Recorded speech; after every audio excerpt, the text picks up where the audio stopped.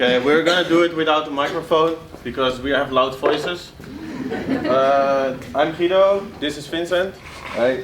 And we have actually a first slide to explain this whole mystery about us being twins or not. This is us in a swimming pool, kinda. But actually, we're two of triplets. And we wanted to start this story this morning to explain why we're here, and I think this has something to do with us being twins, right? Yeah.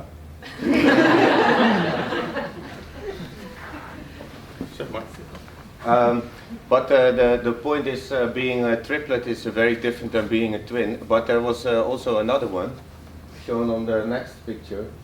Because she was already there and she got 3 brothers all of a sudden. And you know, we changed a bit over a while. Our hair got a little bit darker, and I think we also have a picture of how we look. No, we don't. No. No, I know for sure. Oh, I thought. No. But. So, yeah, so we're quite identical. In a sense, our DNA is mirrored, and I think this is a funny way of inviting us for Symmetry morning. And I think what is also the reason why we're here today is that some of our works are symmetrical, not all of it. So plus. He is right-handed, I'm left-handed. That's very likely for identical twins. That one is left-handed, one is right-handed. I think in 80% of the cases, that's the fact. So that's also where we already are a little bit symmetrical to each other. So it's only 30 minutes or 25, but we have a structure. So first we're gonna well, at least I wanted to have a structure for this presentation. First, we're going to explain a little bit on what we're doing. Then we're going to explain how we do it with some process videos, and then why. And in the meantime, we will bomb some images on you. Oh yeah. So who's this writing? Yeah. Oh, yeah. Everybody's awake. You're awake. So this is us. This is Vincent doing a wall painting somewhere. This is me finished a wall painting somewhere else. And now it's your turn. Yeah, I'm quickly going over a few images. We thought like okay, we only discussed one project each. But for the start, I would like to show you about 20 pictures of stuff that I did already, and I only spent 1 word or a sentence on it. This is a wall painting. The bottom part saying the boy, the river, the sun. This is a work I made last year. This is an alphabet. This is an assignment I did for Apple. This is 2 almost symmetrical faces. This is 2 other ones. This is all wall and exhibition full of them. This is a calligraphy style that implies a 3D effect. This is another art piece I did. This is another outfit. This is an art piece I did on wood. This is a very large wall painting I finished last winter. This is another 3D kind of a brush letter. This is an alphabet as well. It's very hard to read. This is also an alphabet, very curly one with a pointed Chinese brush. This is with a flat brush, also an alphabet. This is one I do in mirror script. I can write in mirror script.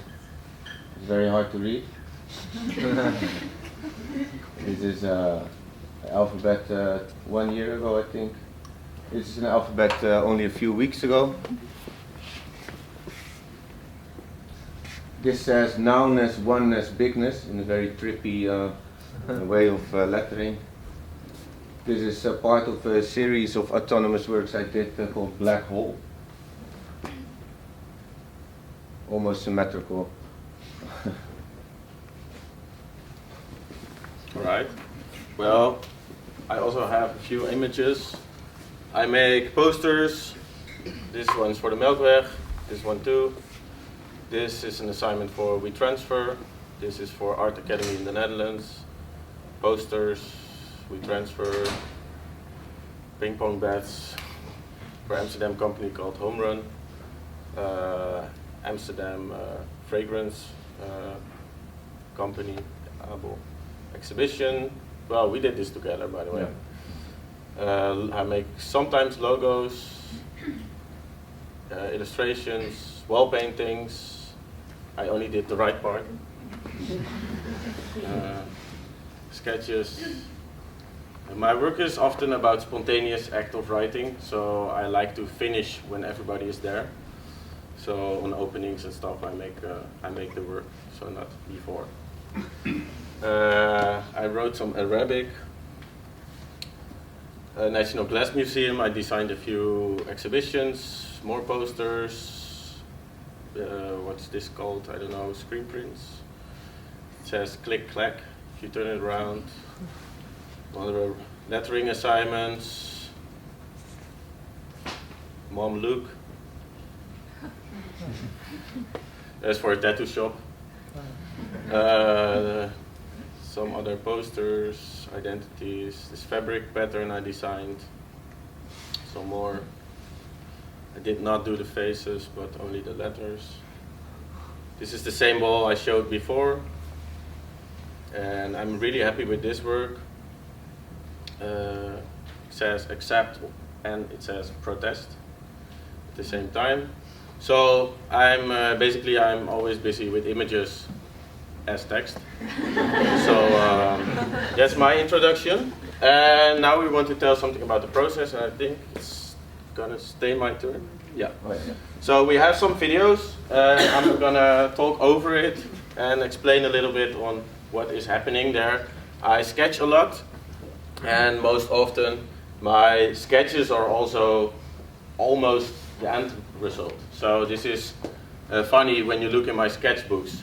So for instance, I'm going through the process of designing a poster for Melkweg a few years ago. And this actually shows, well, it's not very quick by the way, but this easily shows how quick I work. So it's only like 6 pages and then you have the end result. So when the client comes to me with a lineup for a festival or a party or whatever, then this is like third serious sketch, and I send it to the client without any photoshopping or whatever, because I'm not really interested in that. Oh, another assignment in between, and then they're gonna say like, oh yeah, we have the different lineup, so you have to change the names and whatever, and then this is the end result. So and then annoying rappers say that they want hashtags and whatever. So I have to change, and then I have to convince the client that, okay, but remember I always work by hand, so one change is a new poster and is a new day of writing for me.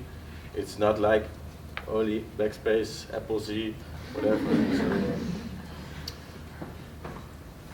and this is where we are quite different from each other, because Guido's process is going very fast and he works very I say direct towards to the finish line, and I usually work very long, like in the process of a few months, and I don't know yet where it is going, and I try to just let it happen and try to see what is to be created in the moment. I have a little video of a process that I recorded while I did a few album covers for a London jazz band, and they're called Ill Considered, and you will be hearing their music also along the video.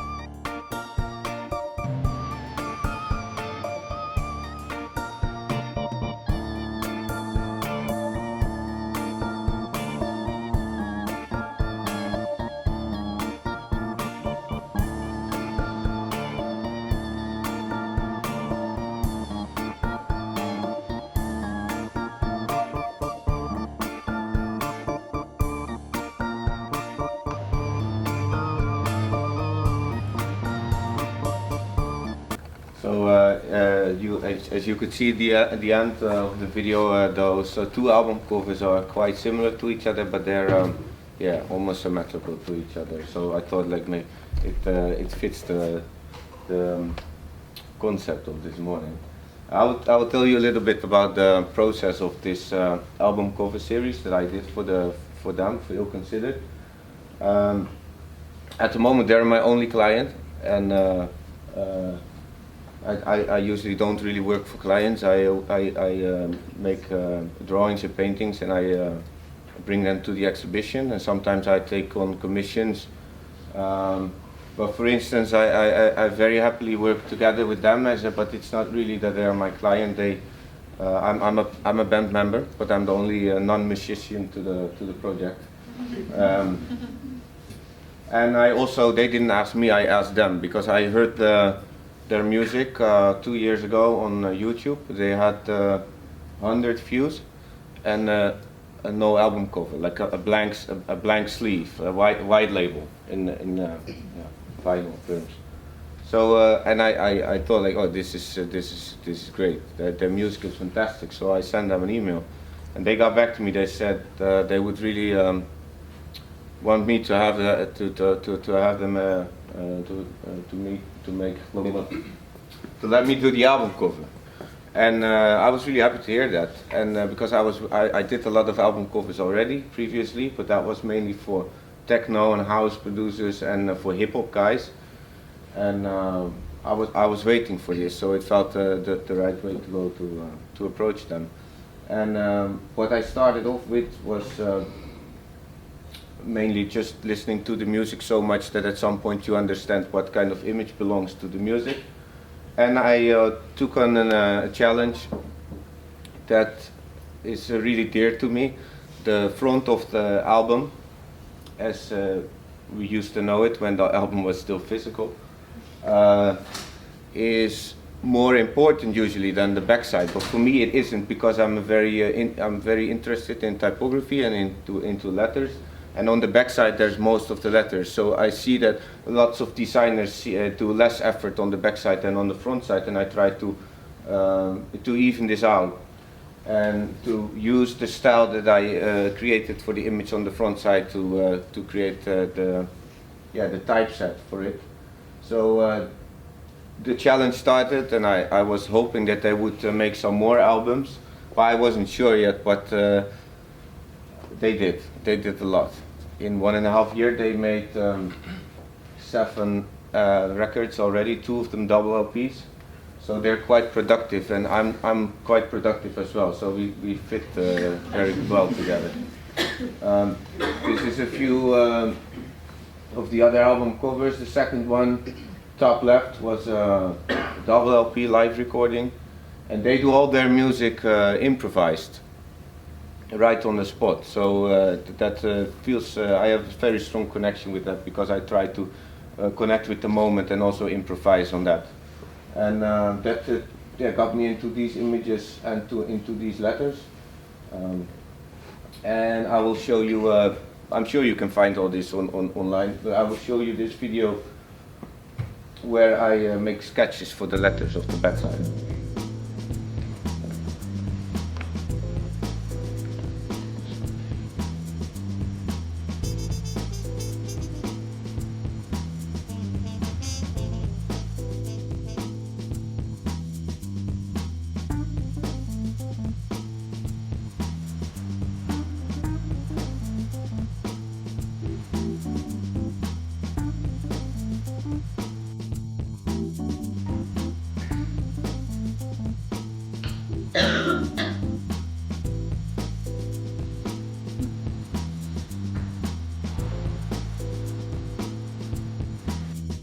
Not very good in making videos. I have to do it with the other hand, and then drawing and holding the book. But so this is basically the story. The music does something to me. It's sometimes very open, but sometimes also very dark. So it goes multiple directions, and they guide me. So I have to be as open as possible, and I have to listen to it, and they are the guidance to whatever happens visually as well. So I'm basically playing along in the band, but I don't have an instrument. I have the brush and a piece of paper. And sometimes I do pre-written stuff, so I just like them. Sometimes I make a little sketch and then I try to follow that, and then in the meantime, in the process, going along and continue, it probably will be a little bit different. So at this point I made 4 albums and I traveled to London. I said, okay guys, I want to meet you. This is, I think we're doing something special. I really, we belong together and I'm really happy to work along. And then I got an email from the guy saying, yeah, we recorded 2 other albums. Are you ready to do some more albums for me? And it's quite a workload because I work on it a few months. And then with them announcing today May 2 that I knew, okay, this is going to be a heavy one. So plus they sent me the recording as well, and it sounded something like this. It was quite a intense album.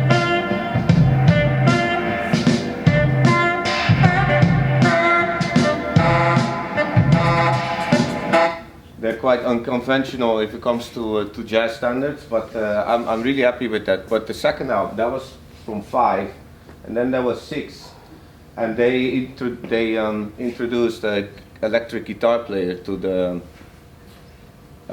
project, and it got really dark and really intense. So I had to follow up on that as well visually. Plus I suggested them, well, if they did the left one, they recorded on this one they recorded on Wednesday, that one they recorded on Thursday, 2 full days, no concessions, no listening to, just send it straight to the masters. And then I thought, like, okay, you basically made a double LP, and then I thought of, okay, how can you bring 2 albums together in a way that they feel like they belong together, but they are separate LPs as well. So that's where I thought of this, and I already see people buying 2 of them, and they put them together. It really works as a couple. Well, they're not exactly symmetrical, obviously not because they're hand drawn, but also I made this one a little bit more darker and creepier. You can see if you hold them in the hand, not on the screen. This one, you can tell it's a bit more creepy. And on the back side, it's hardly legible, but you can tell the difference between those 2. So from a distance, doesn't really make sense. It's just like some weird lines. But from a close up, you see you can quite much see the letters and all. And also, what I like is that it's not too legible, so that the audience, they're very connected to the project as well, so they will soak up everything they hold in their hands and they're listening to with their ears. So it doesn't really matter if they can't read it, because they will do the effort to find out what the name of the song is anyway. And that makes to me like a very close relationship to the viewer, and not only for them as musicians, to the listeners. Well, and then surprisingly 2 weeks later they say, yeah, we recorded another one. And they warned me already, because they said we want to do a Christmas album. And I was like, geez, I'm not really into Christmas songs, but they aren't as well. And they basically just destroyed all the Christmas tunes that you know, but they not destroyed, they made it way more beautiful actually, but like they threw it to a wall, basically. It was it's a really tough record, so I made the most creepy letters that I could possibly think of, and then I added a little bit of snow. Basically just white confetti. And to work along the cliche of Christmas, so at one point it can be an overly decorated get-together, but it can also be the most horrible family dinner. And I wanted to have this with awkward conversations, you know that, right? And then the front side is that, and then the back side is a very elegant, overly decorative kind of lettering with a pointed brush. And this is where I think I have a closer look as well. So as you can see, this says Silent Night, B1.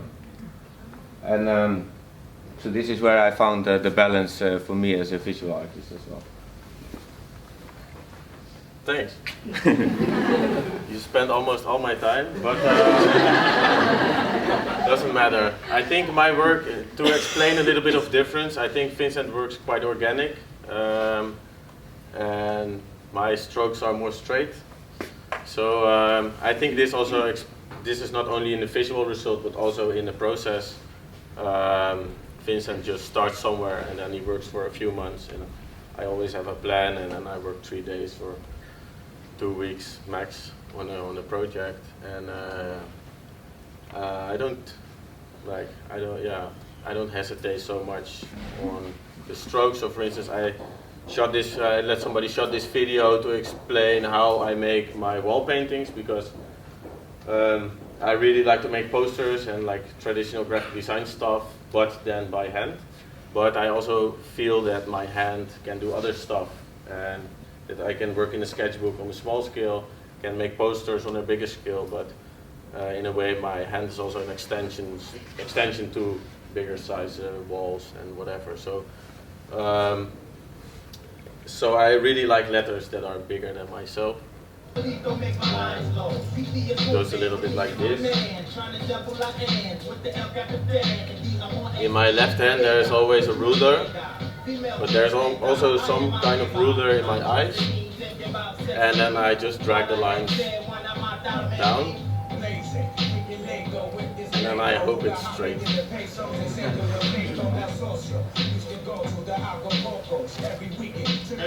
Okay.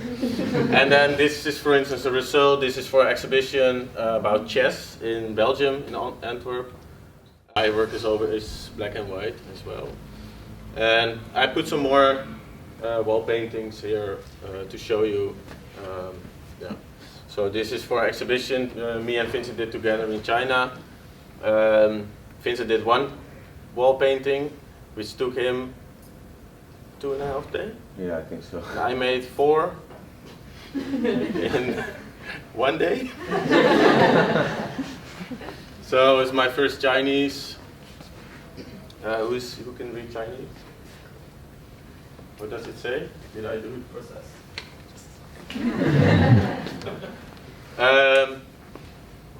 Sometimes I work together. This is with Ivo Brouwer, a colleague of mine.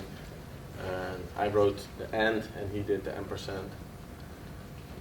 I also really like to make concepts, if they're big, with letters. So again, this is also without sketching, so there's probably some white space, not really correct. But I think that's also, I'm not really much interested in making something perfect. So yeah, it's just what it is on the moment. Oh yeah, this is the other one from China. Oh yeah, and that's the last. 9:30. All right, any questions?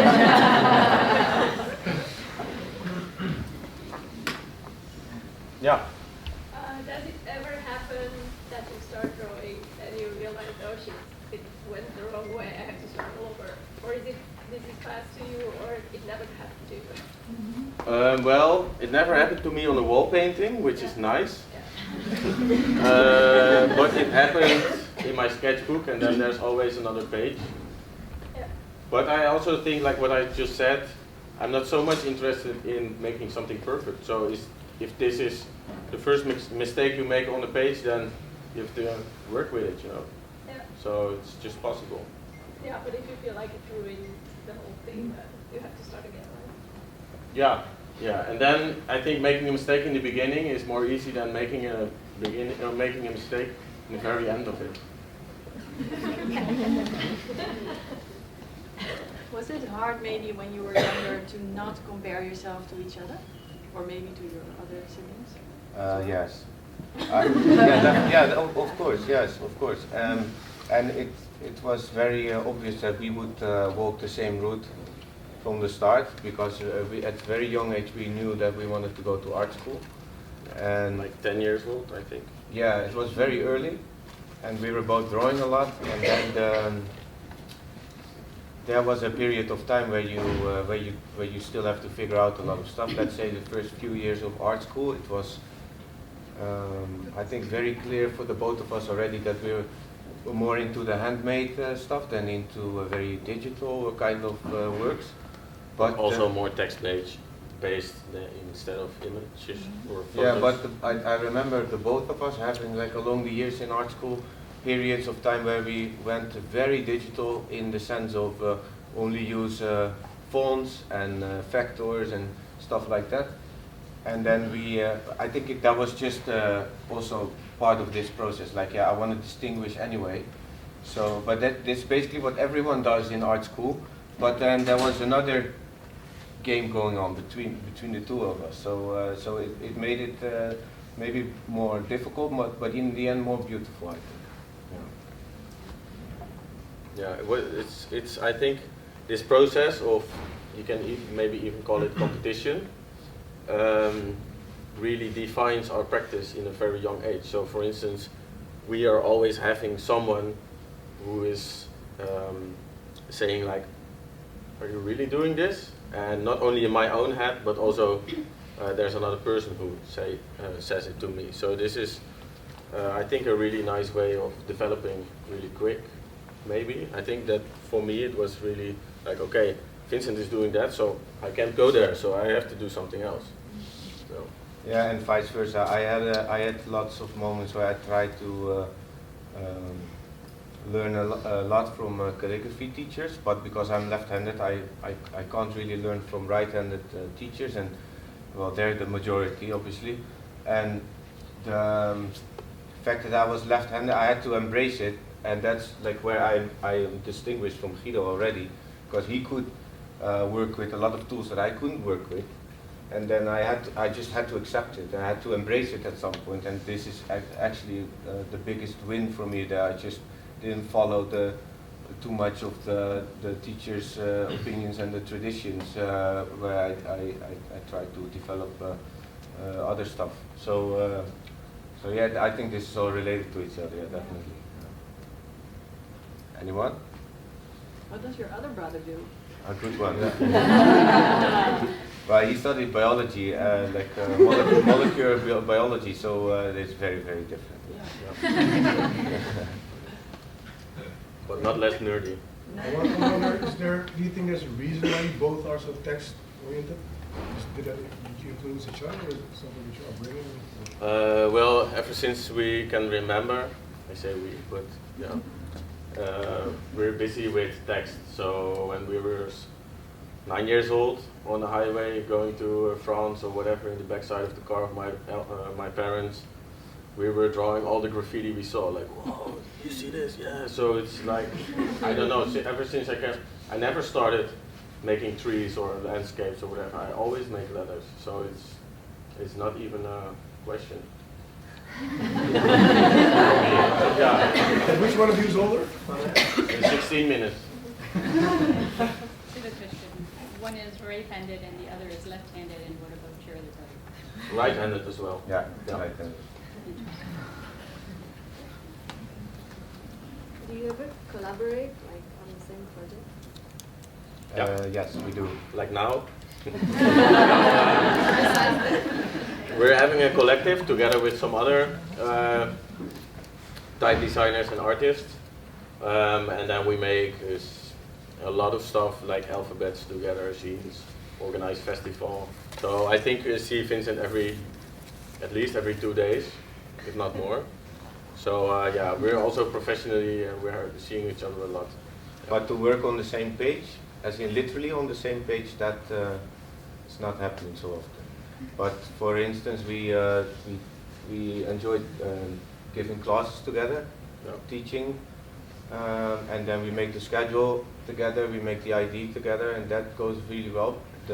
The part where you actually have like two hands on one piece of paper, that's not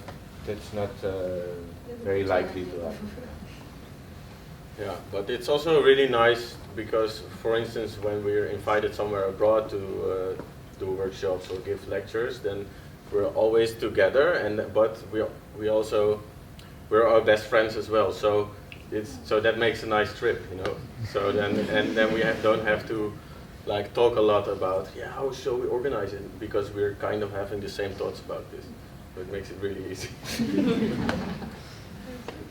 What would your wildest dream be? Like for the Wildest future? dream. You go first.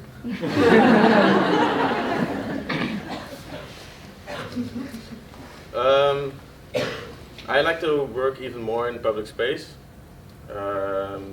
So I really like that my letters are read by more people. So for instance, when I do a wall painting in an exhibition, and I'm always like, how many people are going to see this? And after 2 months, there's going to be painted white again.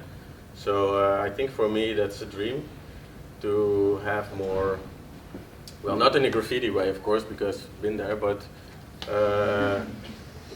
like really big wall paintings here on the building, whatever, yeah, something like that. Or not here. Let's somewhere else in the world. For me, I would love to take on the challenge of doing an artist in residence in Japan. And I'll be going there. So it seems like it will be a reality, but it's going to happen in the end of the year. I'm really excited for it, and also a little bit frightening, as in like the challenge for me as an artist. But that's a dream, hopefully coming true. I have one question. So I think it's more for you, because for you, on the left. Let's say if you have a really, really big piece, because you say you do everything with hand, would you then let it out of your hand, like to make something incredibly big? How would you do that? Like, if you have a wall painting, but you can't do it with your hands, you have to have some kind of help because it's too big. Like more hands? Yeah, I guess. Then that's going to be a challenge, because I'm not going to do like a You're not going to use a projection. machine or... I'm not going to do a projection on a big wall and then paint over Illustrator vector drawing. That's really not what I like to do. Exactly. So then I have to make a tool, and if it's this brush, then maybe I need Vincent's help to make it. So, and that's actually... But you would be surprised if you have a very large wall, let's say 6 meters, 7 meters, and then you measure the amount of shapes you want on the wall, huh? Yeah. And then you think like, oh, I need this kind of a brush, and then in the end you end up with only this. It's like, it's still big, but I did quite some large wall paintings, and I thought like, oh, this is the moment where I'm gonna need this one, and then turned out, oh, it's only 30. It's like, okay, I take the 30 with me, and so it's not very scary to work very large. And if you have two of 30 together, it's still doable with one hand, and then you're already at the measurements of walls that are like big facades, you know. So be fine. Do you have a nice assignment maybe? Or, What surface do you prefer to work on? Canvas or rough surface like a wall? For walls, it really has to be smooth, but not too smooth, because then you don't see the texture of the brush. So it's somewhere in between. This is not so nice. This is too smooth. Yeah, but also, it really doesn't really matter, because if you work with really aggressive dirty ink, it will stick, you know. So yeah. So if you were to do it on brick, it would just add texture to the letters. Yeah. For me, it's a little bit different, but I wouldn't work on bricks, but it could be prepared in a way that's workable with primers and such. Right. Why not bricks? Because of the brush that I use, have a very detailed, very tiny hairs, and I think the texture of the brick would Damage the brush. Oh, it would damage the brush for sure, but that's not really the point. The point is that it will take away the finesse of of the stroke, I'm afraid. Yeah, I did the one that I showed you on the beginning of the presentation with a lot of colors. That was a wall on a texture that I've never worked on. It was in a high school, so all the walls were prepared with a coating, because they would obviously draw stuff on it, and then it's easy for the cleaners to wipe it off. And so my stuff would at least be as aggressive, like more aggressive or more tougher than the coating itself. But then I have a problem, because when the paint gets really tough, then it doesn't flow anymore. So I had like a few weeks of research for that, and in the end it was fine. But you have to do the effort of forgetting to know the materials in those weird situations. Yeah.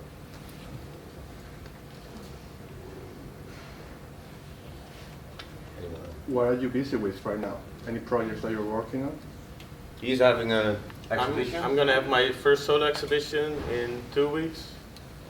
So when we're done, I'm going back to my studio and make some screen prints and some drawings. Where's the exhibition? In Belgium, in Hasselt. 3-hour drive. It's actually a nice city, Hasselt. Yeah, and I'm designing a book and some posters. There's always something. Yeah. And you, Vincent? I'm doing as little as possible at the moment. I have a new studio, and it's very silent, and I try to not have assignments. And I'm working on a video clip for the Jazz Boys, and that probably will take like a half a year, over a year. Fully animated, 5,000 drawings, all separate, and I made the first 500, and I'm not happy with it, so I think I'm starting over again. But I was actually like this week, I thought like I could take some clips, like only 2 or 3 seconds I have now, but I wasn't happy with it, so I didn't bring it. Sorry. That doesn't sound like doing nothing or. No, but as in like just to be in complete silence and to have no assignments or stuff like that. So yeah. I have one more question. For Guido, why did you choose the black and white only theme? Because I like the contrast so much.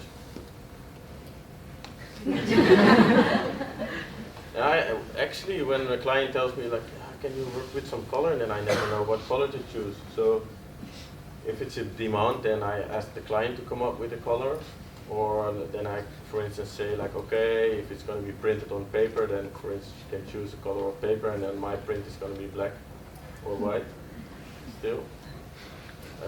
Maybe later in a few years I'm super interested in color, but not at the moment. Do you really develop and experiment with your different styles, or is it like your one style and approach it? Well, I'm super impatient and quite quick bored, so every day I try to come up with something else. For instance, now I'm working on this specific topic, optical illusions in typography, for my exhibition. And not that it bores me already, but yesterday I was really like, okay, I want to do something else. So then I drew something else for a client. Yeah, it's just I want to surprise myself, and this I think will speed up the development. Yeah. I think Vincent has a longer attention span, so I think he can work longer on one style, or I don't think he will use the word style. No, what was the question? Have one style or way to make things, and do that over 2 years, or that you every day trying to go up with new ideas and experimenting with new.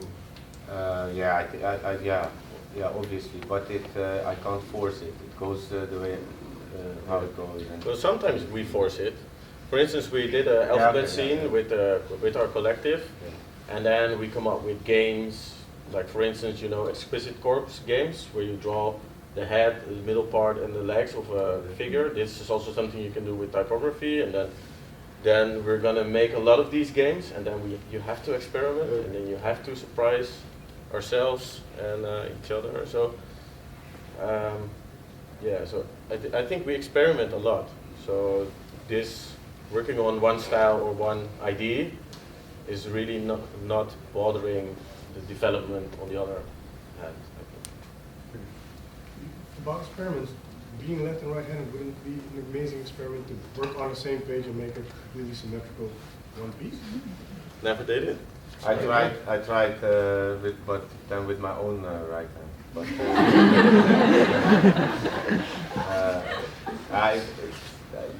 Vincent can do some proper right-handed calligraphy as well.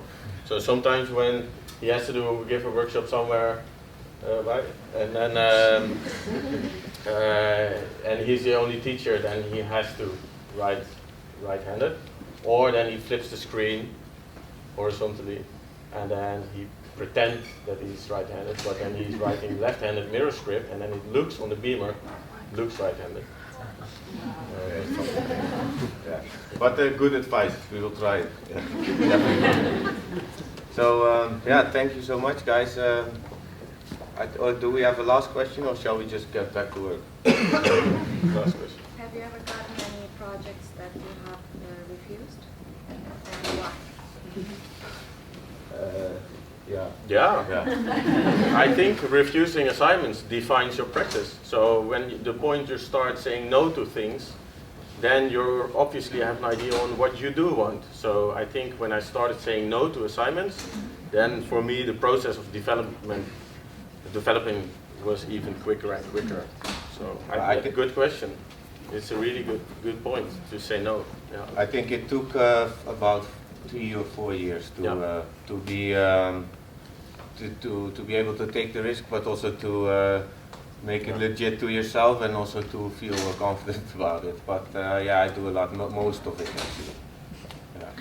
I think I say a lot of no to clients, and also in the process. For instance, if a client wants me to make 3 proposals, then I say no, of course not. I'm only doing what I strongly believe in. So I'm going to make 1 proposal, of course, and I'm not going to make your art director happy and then he can choose something, because this is not how I work, really not. And also, it takes a lot of time to do everything by hand, so if I have to do 3 proposals, then I will quote 3 times. So it's going to be expensive. Okay. One final question, anyone? Yeah. No? Well, that's it then. Thank you, guys.